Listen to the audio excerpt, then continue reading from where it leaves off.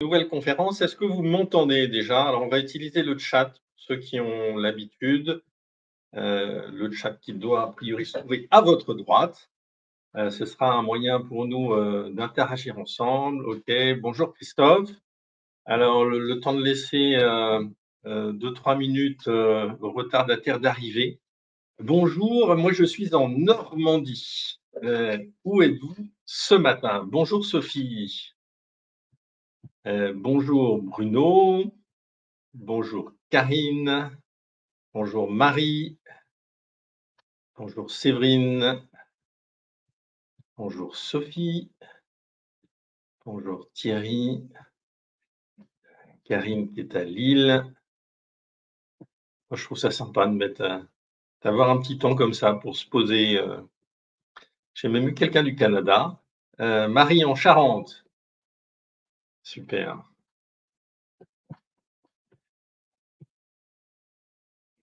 Corbin, bonjour. Christophe en Alsace, ok. Séverine dans le Val d'Oise. À Bordeaux, Marie-Julie. Ok. Entre Paris et Normandie, Thierry, on se croise peut-être dans les trains de temps en temps. Bon, ben écoutez, ravi de vous retrouver pour ce cycle de conférences sur les transformations. J'en fais à peu près tous les mois. J'ai une chaîne YouTube si vous voulez retrouver mes anciennes conférences. Alors, on m'a dit à plusieurs reprises, oui, vous parlez pas beaucoup de qui vous êtes et de ce que vous faites de manière générale. Donc, je vais faire une petite introduction sur ce que je fais et comment je le fais. Et puis après, on plongera dans ce sujet qu'est l'IA, qui est un sujet absolument stratégique pour, je pense, à peu près toutes les entreprises et qui est adressé dans certaines organisations correctement, mais pour la majorité, qui est quand même un sujet très compliqué parce que l'IA commence à être installée individuellement. À peu près tout le monde utilise ou a accès, en tout cas, à ChatGPT, Copilot ou à certains outils d'IA, mais ça reste très, très, très individuel. L'enjeu stratégique, c'est de passer à l'échelle. Et passer à l'échelle, on va le voir, c'est pas simple. Et d'où réussir l'intégration de l'IA au sein du CODIR, parce que c'est un sujet, de mon point de vue et avec l'expérience que j'ai, qui doit absolument partir du CODIR. Ça n'est pas un sujet technique. Ça n'est pas un sujet technique. Et on va voir pourquoi. Alors, quelques éléments sur moi. Qu'est-ce que je fais? Moi, je réponds à des problèmes. Voilà, donc, si vous n'avez pas de problème, bah, c'est pas la peine de rester. Moi, ce qui m'amuse, c'est les changements, les transpos et surtout l'humain. L'humain dans les changements, l'humain dans les transformations. L'enjeu stratégique, quand on parle de changement, c'est rarement technique. C'est parce que la plupart du temps, qui dit projet, dit changement de comportement. Et l'enjeu stratégique, c'est de pouvoir faire adhérer, embarquer et que le changement s'installe correctement. Voilà. Et là, moi, ce qui me plaît, c'est ça, d'essayer d'accompagner les organisations dans leurs changements qui peuvent prendre des formes très, très, très, très diverses. Je travaille sur la construction de plans de transformation pour des périmètres qui peuvent être moyens ou importants. J'ai fait un plan de transfo pour 2500 personnes l'année dernière. Et puis, ça peut être sur un projet en particulier, ça peut être sur travailler sur le fonctionnement du CODIR. Ça, c'est un très bon sujet, le fonctionnement du CODIR, parce que quand on voit ce qu'on voit et qu'on entend ce qu'on entend, on a raison de penser ce qu'on pense. Bon, c'est un petit clin d'œil, c'est que les CODIR, je pense, hein, ont souvent besoin d'être challengés, parce que c'est pas toujours les premiers à changer. Et donc moi, ce que je fais, en fait, mon savoir-faire, il tourne autour de ces trois mots mobiliser, aligner, structurer. Et les trois mots sont importants. En fait, je travaille jamais soit sur l'un, soit sur l'autre. C'est parce que c'est la cohérence des trois qui fait que ça fonctionne. On peut pas avoir de dynamique de changement s'il n'y a pas de mobilisation. On peut pas avoir de dynamique de changement efficace si on n'est pas aligné sur, on sait où on va, pourquoi on va là, et puis ça ne peut pas fonctionner si on n'a pas défini la manière dont on devait s'organiser. Donc c'est vraiment la conjugaison des trois qui fait qu'un changement, une transfo, un projet va pouvoir s'installer correctement. Et puis, je me posais la question de comment j'allais vous dire un peu, en quoi je suis spécifique et puis les quelques experts que j'ai sélectionnés. Je pense que moi, ça fait quand même maintenant pas mal de temps que je fais du conseil, et je pense que la 1re qualité, c'est l'épaisseur personnelle. Parce que quand on parle d'humain, on parle de gestion de la relation, et donc avoir conscience de soi et conscience de ce qui se passe dans la relation, c'est essentiel et c'est vraiment, vraiment, vraiment ce qui fait la différence. Puis également, on a quelques méthodos propres, on a plusieurs certifications en change, en projet, on en a 2 également en management, puisque le management pour réussir les transfos, bah, c'est juste absolument fondamental. Et puis, alors j'essaye de le communiquer au travers de ma manière de faire, mais je suis très pragmatique et très orienté résultat. Et moi, mes mots-clés, c'est pragmatisme et simplicité. Voilà, ça va. Comme ça vous donne la vision d'ensemble. En toile de fond, sachez aussi on a une vision. On a une vision que je partage avec un certain nombre de consultants et de coachs parce que j'en avais assez que les transfos se passent mal, en fait, parce que ça se passe souvent mal. Et donc, on a créé cette association il y a 1 an et demi maintenant pour essayer de, définir ce qui fait qu'une transfo peut bien se passer avec des piliers qui sont ceux que vous voyez, créer une évaluation, là on est en phase de déploiement justement avec l'association. Donc si c'est un sujet qui vous intéresse, il y a un mini-site, n'hésitez pas à revenir vers moi, mais je ne vais pas le développer ici. Mais je trouve important de communiquer un peu la vision qu'on a derrière ce qu'on fait, puisque finalement, ce qui est important, c'est pas ce qu'on fait, mais c'est pourquoi on le fait, hein, quelle est la motivation qu'il y a derrière, quelle est l'intention. Alors, sur notre sujet de l'IA, on va faire quelques constats. On passera rapidement parce que je pense que vous voyez pas mal de choses passer. On verra les enjeux pour installer l'IA et en quoi le CODIR joue un rôle absolument stratégique. On parlera des résistances auxquelles vous pouvez être confrontés, mais il y a des chances que vous soyez confrontés à ces résistances. On les regardera un petit peu parce que c'est un sujet qui est important. Si vous voulez approfondir le sujet de la gestion des résistances, ma dernière conférence portait sur la gestion des résistances, qui est un sujet qui est, à mon goût, un peu trop souvent ignoré.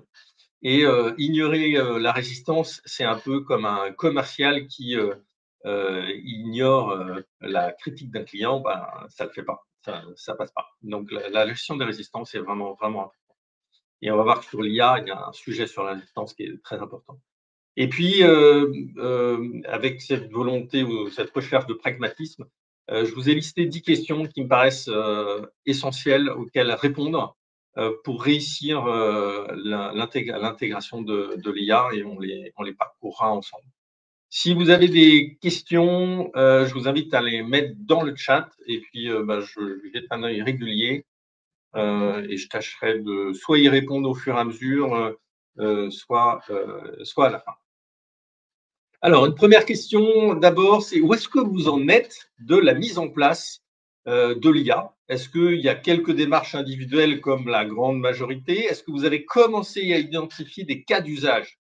Parce que le passage à l'identification des cas d'usage est absolument essentiel. Se dire, bah, tiens, là, on a remarqué que en faisant ça, voilà le bénéfice qu'on pouvait obtenir. Est-ce que vous avez démarré un déploiement sur certains de ces cas d'usage?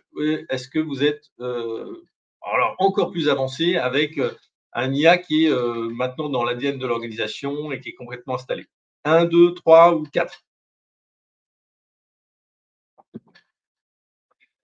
Marie, 3. OK, super. Karine, 2, 2,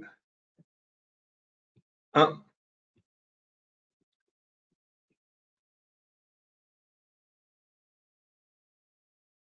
4. Waouh, super. Henri, bonjour Henri. 2, 3, 4. OK, ça dépend peut-être des périmètres. Bonjour Bruno. OK, gestion du support. OK. Alors, en fait, bon, je suis pas tellement surpris, hein, parce que, en général, c'est, 1, 2 parfois et un peu plus rarement, le 3. Donc il y a un enjeu, c'est ce que je l'évoquais tout à l'heure en démarrant, c'est de passer d'une démarche individuelle à un déploiement à l'échelle. Et on va voir que le déploiement à l'échelle est un petit peu compliqué.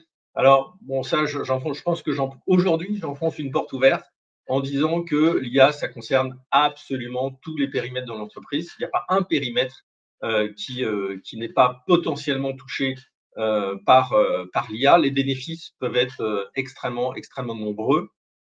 Alors, on va voir aussi qu'aujourd'hui, c'est certains métiers plutôt qui sont adressés avec l'IA. Donc, en termes de stats, 75% des entreprises utilisent l'IA en 2024, contre 50 en 2022. Il y a des chances qu'on arrive à 90% assez rapidement.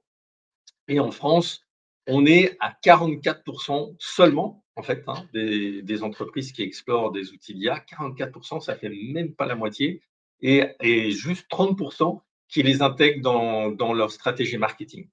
Alors, McKinsey disait en 2023 que les entreprises qui utiliseraient l'IA auraient des augmentations de résultats de 20 à 25%. Je ne suis pas sûr que ce soit la réalité aujourd'hui, mais en tout cas, il y a une chose qui est sûre, c'est que plus on installera de manière structurée, avec des bénéfices identifiés, l'IA, plus on aura la possibilité de prendre de l'avance sur des concurrents. Et alors, je vous disais tout à l'heure qu'il y avait des fonctions qui étaient un petit peu plus concernées aujourd'hui par l'IA, là où on va mettre le plus l'accent. Donc, c'est le marketing, les ventes, le développement de produits et les services informatiques.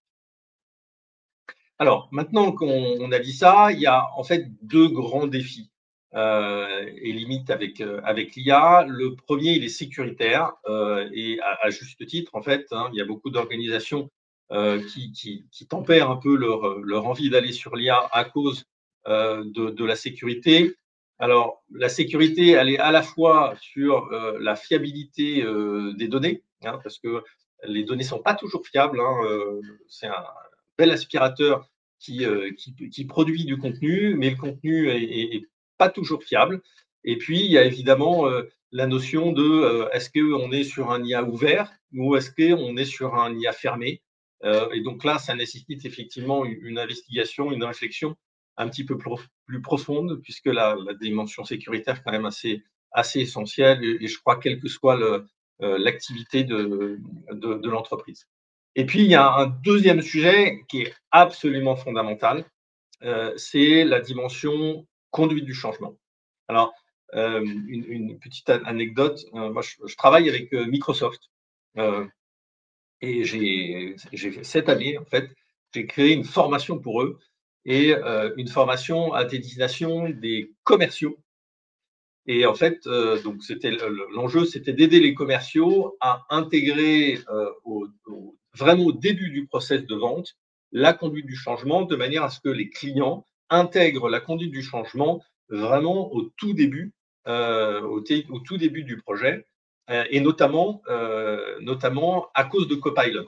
Oui, c'est ça, à cause de Copilot, on peut le dire. Et pourquoi? Parce que, en fait, il y a un vrai changement de paradigme avec l'IA. Alors, ils m'ont donné des stats, je ne les ai pas mises par écrit parce que je ne sais pas s'il y a une source statistique, mais je vous la communique quand même parce que c'est intéressant. Et donc, il me disait, c'était le patron du Change Monde de Microsoft, et il me disait, si on ne fait pas de conduite du changement sur un projet, on a à peu près 16% de la valeur de ce qui est attendu. 16%. Donc, c'est-à-dire quand même pas grand-chose. Voilà. Mais bon, c'est pas tellement surprenant, puisque qui dit projet dit changement de comportement. Si on n'accompagne pas un changement, il se met très, très, très difficilement en place. Donc, on a 16% de la valeur. Et il me disait, avec l'IA, c'est très en dessous de 10. Alors, il n'a pas pu me citer de chiffres parce que je crois qu'il n'y a pas de chiffres officiels aujourd'hui, mais c'est quand même intéressant de se dire qu'avec l'IA, on a un enjeu un peu plus particulier encore. Et, je vais développer juste après pourquoi. Juste avant, je voudrais vous présenter, alors brièvement aussi, ce graphique de Gartner que je trouve intéressant et qui concerne en fait le différence qu'il y a entre l'engouement et l'efficacité opérationnelle. Quand on parle de technologie, en général, puisque là vous avez différentes technologies, il y a toujours des attentes qui sont très élevées. On se dit: «Oh ça va faire ça pour moi, ça va faire ça pour moi, ça va faire ça pour moi». Et puis passer la phase de l'engouement, on se dit: «Bon, bah, tiens, et concrètement, comment est-ce qu'on va le mettre en œuvre?» Et puis surtout, quels bénéfices, on va retirer, de ce moyen, technologique? Puisque je rappelle quand même que l'IA n'est pas un objectif, c'est un moyen, et l'objectif, en fait, c'est, de faire de la croissance, c'est d'améliorer la satisfaction client et quand je vois certains projets, notamment, de CRM, d'outils divers et variés, en fait, un peu trop souvent, l'objectif, c'est de le mettre en place. Ben, non, c'est pas de le mettre en place. L'objectif, c'est derrière d'avoir les bénéfices escomptés qu'on attend avec ce moyen. Et alors, la raison vraiment essentielle et ça, je pense que, ouais, j'aurais tendance à dire, c'est presque la slide, de mon point de vue, la plus importante, parce qu'elle traduit le changement de paradigme, qui est en train de se passer avec l'IA. Avec la majorité des outils, des moyens, on se dit: «Bah, tiens, que va faire cet outil pour moi?» Mais là, c'est différent, parce que c'est la manière dont on va utiliser l'IA qui va faire que ça va être, un peu utile, pas du tout, ou très utile. Et donc ce changement de paradigme, il montre bien que, finalement, c'est vraiment l'accompagnement humain qui va faire toute la différence, pour réussir, à installer l'IA. Alors, pourquoi c'est un enjeu stratégique pour le CODIR? Eh ben, compte tenu de ce changement de paradigme, alors si vous avez déjà suivi mes conférences, vous le savez déjà. La première cause d'échec, des projets, c'est le déficit de sponsorship. Là, on est sur un sujet qui va vraiment impacter à terme l'ensemble de l'organisation, hein, parce qu'au démarrage, on peut faire des choix, se dire: «Bah, tiens, l'IA, on va se centrer sur tel ou tel périmètre», mais dans les toutes prochaines années, tout le monde utilisera, l'IA au quotidien ou quasiment au quotidien, quels que soient les services. Donc il y a absolument besoin que ce soit porté par le quotidien. Et alors, pour moi, il y a 5 étapes clés qui sont à considérer, par le CODIR. Le premier, c'est la vision et la stratégie. Comment est-ce qu'on se projette? Comment on voit, l'IA dans la stratégie globale de l'entreprise? Et quelles sont les priorités? Et ça doit absolument être, porté par le CODIR et ça ne doit pas être porté par le DSI. C'est vraiment un sujet, clé de CODIR. Je travaille, au CODIR avec des CODIR au quotidien et voilà, trop souvent, je déplore une orientation qui est, silotée, c'est-à-dire chacun travaille sur son périmètre et le partage, il y a vraiment des sujets comme l'IA qui doivent être absolument portés par, l'intégralité du CODIR pour qu'il y ait une efficacité derrière, d'abord dans les caps à suivre, et puis dans la mise en place. Ensuite, ça nécessite, évidemment des ressources, hein. Si on définit une stratégie globale, qu'on définit des priorités, il faut qu'il y ait des moyens, à la fois des moyens humains, et financiers. Quels sont les choix qu'on fait? Alors là, on a effectivement besoin du DSI ou d'un apport d'expertise de contenu que je n'ai pas, hein, personnellement. Moi, je suis sur les 3 mots qu'on a vus tout à l'heure, mobiliser, aligner, structurer, mais j'ai pas de compétences techniques et je n'aspire pas à en avoir. Chacun son job. Mais ce qui est important, c'est d'identifier les compétences dont on a besoin pour mener un projet et puis, structurer une gouvernance, robuste, surtout sur un projet comme celui-là, où finalement on va, vraiment fonctionner en processus itératif, parce que c'est l'expérimentation, le déploiement qui va permettre de faire des ajustements, et une mise en place progressive, de l'IA. Le troisième sujet, évidemment, c'est la conduite du changement, et puis je vais expliquer un petit peu plus loin, comment s'y prendre, mais hem, comme c'est vraiment un changement de paradigme pour beaucoup de personnes et puis il y a des périmètres qui vont vraiment utiliser de manière encore plus importante, l'IA et ben, il y a besoin d'accompagner. On va parler de résistance un petit peu et des différentes causes de résistance qu'on peut avoir, il est évident qu'il y a aujourd'hui des résistances. Il y a surtout beaucoup de peur par rapport à l'IA. Et donc, le moyen d'arriver à avoir une adhésion et de l'engagement, c'est d'utiliser la conduite du changement. Et je vous donnerai quelques éléments là-dessus un petit peu plus loin. Le quatrième point, c'est éthique et conformité. Le sujet qui est un petit peu mis de côté aujourd'hui aux États-Unis, puisque le président Trump a décidé qu'en matière d'IA, on pouvait faire un petit peu près ce qu'on veut et qu'il n'y a plus un encadrement éthique comme ça devait être le cas. L'Europe l'a conservé, mais au niveau de l'entreprise, après, ça me paraît un sujet absolument clé également. Et le cinquième, donc le pilotage et la performance, et ben, qu'est-ce qu'on attend comme bénéfice avec cette IA? À nouveau, l'IA n'est pas un objectif. L'objectif, c'est le bénéfice qu'on attend du moyen. Donc, c'est important de le poser au démarrage et puis de mesurer si effectivement on a les effets escomptés. Alors voilà, pour moi, et je l'ai déjà fait à 2 reprises, ce que doit faire un codien pour arriver à démarrer l'installation de l'IA de manière efficace et progressive. Et c'est le meilleur moyen d'embarquer les équipes. J'avais un échange récemment avec une organisation d'une cinquantaine de personnes et les collaborateurs me disaient, ben, nous, l'IA, on expérimente, on déploie à notre niveau, mais on n'a aucune instruction spécifique. Donc, si ça marche, tant mieux. Et puis, si ça marche pas, c'est pas très grave. Mais ça n'est pas une préoccupation du coding.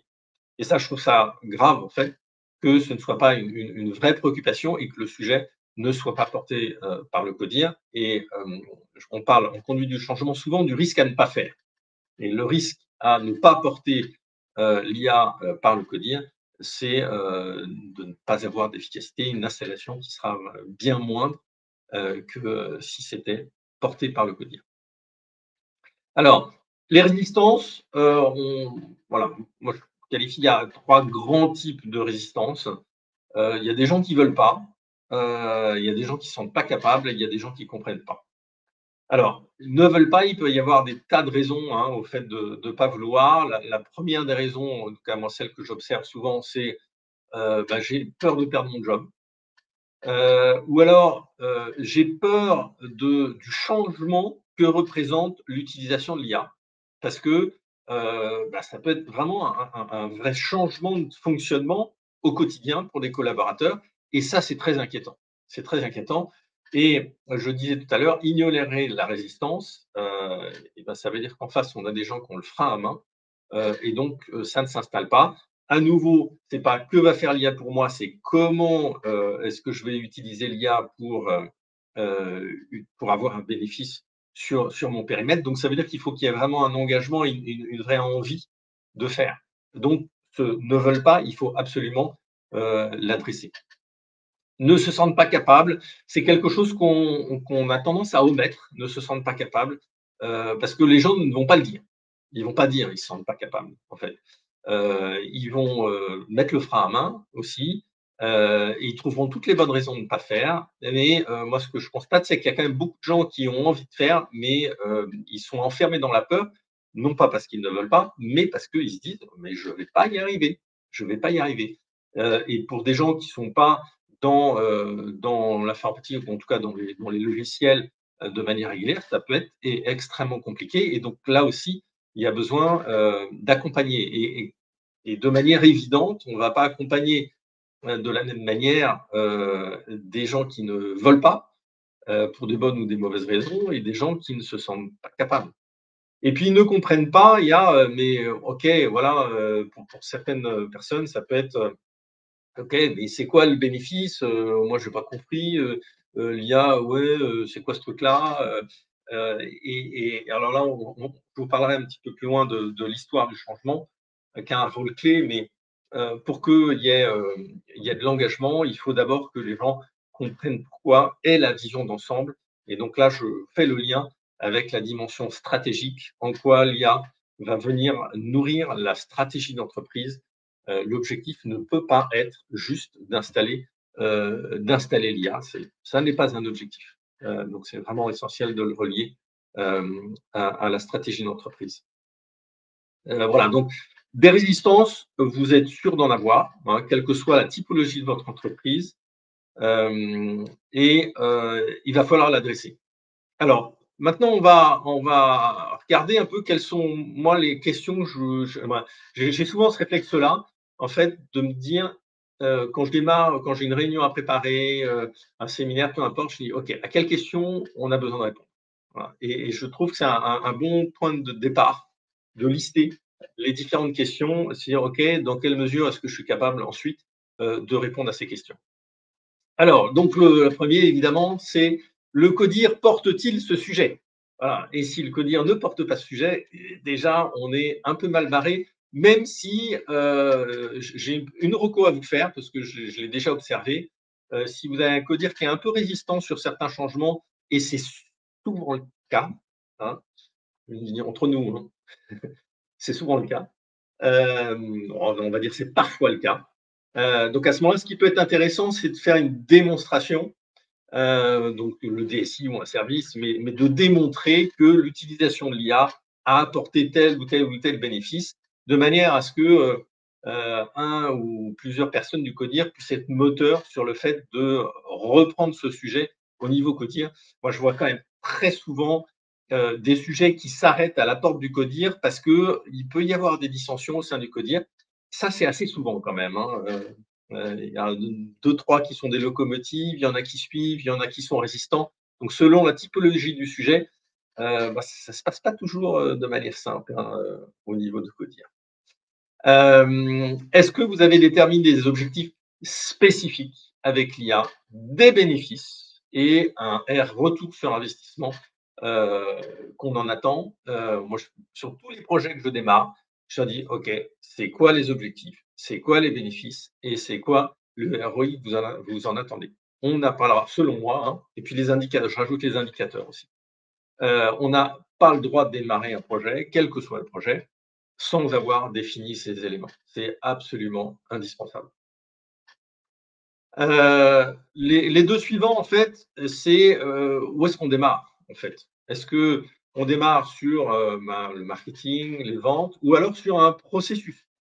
Hein, ça peut être une ligne de prod, ça peut être, sur la relation client, et à ce moment-là, la relation client, bah, ça va être un processus qui va couvrir plusieurs départements, et on va, se dire: «Bah, tiens, commençons par identifier les cas d'usage, qui vont permettre de créer de la valeur», soit une valeur financière, soit une valeur de satisfaction client, soit une valeur, de satisfaction collaborateur, hein. L'IA, elle peut aussi avoir un bénéfice sur, une satisfaction collaborateur. Est-ce qu'on a les données nécessaires pour entraîner et alimenter les modèles d'IA? Voilà. La donnée, c'est un enjeu stratégique. Voilà, qu'est-ce qu'on va utiliser? Évidemment, est-ce qu'on utilise une IA qui est ouverte? On utilise une IA qui est fermée? Et là, on touche des aspects plus techniques pour lesquels on a besoin soit du DSI en interne, soit d'un expert qui va être lui externe. Est-ce qu'on a les infrastructures techno pour intégrer l'IA et un plan pour l'intégrer? Et est-ce qu'on a un budget pour implémenter cette techno, et puis faire le maintien? Et une précision également, parce qu'il y a une question qui est à se poser, qui est intéressante, c'est par rapport aux IA qui sont intégrées chez vos fournisseurs. Vous avez tous différents logiciels, différents moyens, et en fait, vos fournisseurs ont déjà commencé à intégrer l'IA. Et bien, dans quelle mesure est-ce que vous utilisez efficacement l'IA de vos fournisseurs? Donc, pour moi, il y a 2 sujets. Il y a l'IA que vous démarrez et vous créez quelque chose, puis il y a l'IA qui a été mis en place par vos fournisseurs, pour lesquels il est important, me semble-t-il, en tout cas, de capitaliser puisqu'ils sont là.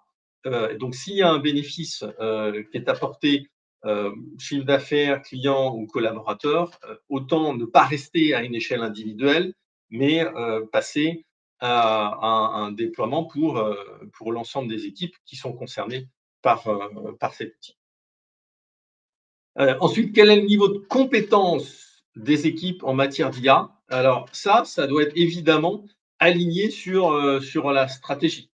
Donc si vous voulez mettre le paquet sur un périmètre et ben, voilà, quelles sont les compétences dont, ce service a besoin pour pouvoir, gérer cette IA? Est-ce qu'en interne à la DSI, il y a besoin de compétences additionnelles, sur l'IA? Et vous pouvez tout à fait avoir une équipe mixte, interne-externe, pour ces sujets. Comment est-ce qu'on va gérer les aspects éthiques, et de conformité liés à l'IA? Une question quand même assez essentielle. Et puis, moi, le sujet que j'adore, c'est, donc sur la partie conduite du changement, qui est, absolument stratégique comme on le disait. Alors moi, je parle de, l'histoire du changement. L'histoire du changement, en fait, qu'est-ce que c'est? Hem, je je discutais la semaine dernière avec une directrice générale et qui me disait: «En ce moment, on a plein de projets, et les collaborateurs ont un engagement qui est assez mitigé. Ils ont une charge de travail qui est importante». Et donc bon, je vais creuser un petit peu, ce qu'ils faisaient et en fait, elle parlait de silotage, parce que finalement, les projets sont les uns à côté des autres et les collaborateurs, en fait, n'ont pas la vision d'ensemble. Et ça va pas du tout, en fait. Parce que pour que les collaborateurs soient engagés, ils ont besoin d'avoir cette vision d'ensemble. Ils ont besoin de comprendre, comment chaque projet va venir nourrir la stratégie d'entreprise. C'est ce qu'on évoquait tout à l'heure et donc pour ça, il y a besoin de bâtir, ce que moi j'appelle, l'histoire du changement et cette histoire du changement, c'est, bah, tiens, on démarre la mise en place, de l'IA, qui n'est pas un objectif, mais voilà, stratégiquement, voilà ce qu'on s'est fixé comme priorité et pour répondre à cet enjeu, j'en sais rien moi, de passer de 90 ou de 70 de satisfaction client à, 90, eh ben, on va utiliser l'IA à tel endroit, ou alors on démarre un projet qui vise à identifier où nous allons utiliser l'IA pour améliorer la satisfaction client, pour augmenter le panier moyen et pour augmenter la satisfaction collaborateur. Voilà. Alors, voilà, je dis ça un peu au hasard, mais ce qui est important, c'est vraiment de clarifier, de définir une histoire claire qui va parler aux collaborateurs. Ils vont dire: «Ah, je comprends». La toute première étape, quand on parle de changement, c'est «je comprends». Ensuite, il y a «j'adhère» et c'est là où va apparaître la résistance. «Ah, moi, il faut que je change». D'accord, ça, c'est autre chose. Et c'est une étape, ce sont 2 étapes. Je comprends et j'adhère, ce sont 2 étapes distinctes, sur lesquelles il va y avoir de la résistance et cette résistance doit être adressée. En tout cas, le risque de ne pas le faire, c'est d'avoir un changement qui ne s'installe pas. Et enfin, le 10e, c'est un plan, ce que nous on appelle un plan de conduite du changement. Et le plan de conduite du changement, en fait, c'est le résultat de l'analyse de l'impact de ce qu'on va demander en termes de changement de comportement aux personnes qui sont impactées par l'utilisation de l'IA. Et on va utiliser de la communication, de la formation, on va utiliser le leadership et pour nous, derrière le leadership, il y a à la fois le CODIR, ou le membre du CODIR qui va porter le sujet et puis tous les managers. Les managers sont absolument clés pour réussir la mise en place d'un changement. Et puis, je l'évoquais tout à l'heure, la gestion des résistances, et ça c'est un plan, une dimension du plan de conduite du changement. Comment, on va adresser ces résistances si elles apparaissent? Quel type de résistances peuvent apparaître? Et comment on va y répondre? Et donc, sur l'IA, c'est un enjeu absolument stratégique d'accompagner, ce changement. Voilà, en conclusion, donc c'est un changement de paradigme. Il y a 3 dimensions, hein, qu'on a évoquées. La dimension technique, la dimension sécuritaire et puis de manière extrêmement forte, la dimension, humaine. Pour ça, 3 éléments, c'est mobiliser, aligner, structurer. En fait, quelle que soit la thématique, quel que soit le projet, vous retrouverez en fait ces 3 éléments. Mobilisé, aligné, structuré, vous avez absolument besoin des 3. Heu, donc donc moi, si je peux vous aider à travailler, à répondre à ces questions, alors après comme tous les contextes sont spécifiques, je vous invite à prendre rendez-vous, sur mon agenda. On prendra un petit moment, on fera en fait, 2 choses. La première, c'est, identifier les priorités d'action, par rapport à votre contexte. Et puis, la 2e chose, moi je vous ferai des recos sur la manière, de mettre en place ces priorités d'action. J'ai voilà quelques exemples intéressants qui font que j'aurai des recos très concrètes, à vous faire.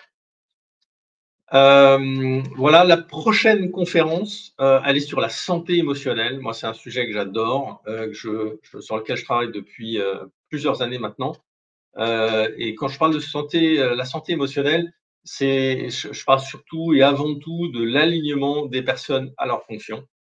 Et c'est je vois des CODIR ou des équipes, il y a des gens qui sont pas du tout, du tout, du tout, du tout à la même place. Ça a des conséquences catastrophiques sur l'environnement. Donc je vous présenterai ça le 28 mai. Moi, je forme en master RH à cet, alignement individuel et vous verrez, c'est un sujet passionnant et il y a un levier de performance colossal en travaillant sur ces sujets-là. Voilà, j'ai surveillé, mais je vois pas de questions. Si vous avez des questions, on peut prendre encore 2 minutes, pour les adresser. Bon, peut-être que tout était super clair alors? Et auquel cas, tant mieux.